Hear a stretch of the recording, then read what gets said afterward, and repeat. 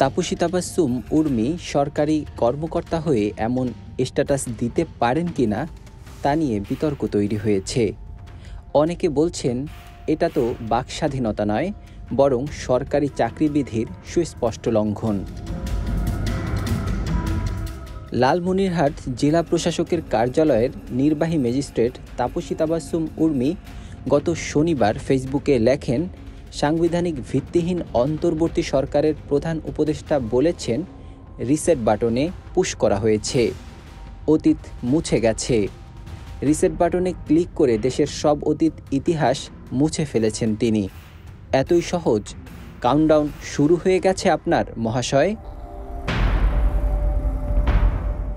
নিজের স্ট্যাটাসের পক্ষে শক্ত অবস্থান নিয়ে এই সরকারি কর্মকর্তা বলেন, আমি পোস্ট দিয়েছি, এটাই তো যথেষ্ট। অনলি মি করেছি, বিভিন্ন কারণ হতে পারে। এর জন্য যদি আমার চাকরি চলে যায়, আমার কোনো সমস্যা নেই।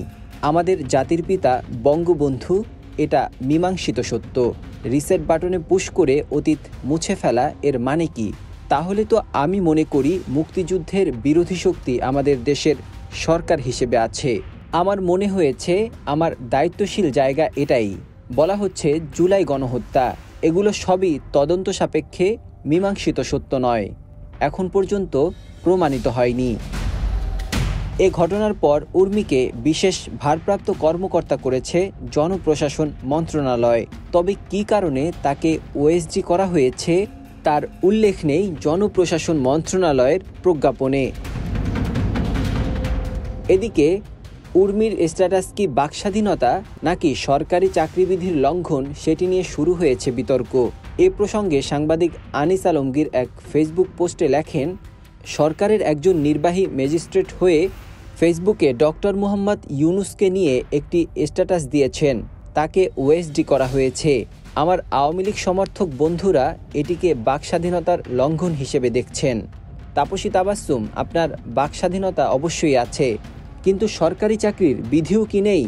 ভাগ্য ভালো যে শেখ হাসিনা এখন ক্ষমতায় নেই, নইলে আপনি একা নয়, আপনার 14 গোষ্ঠী জেলে যেত।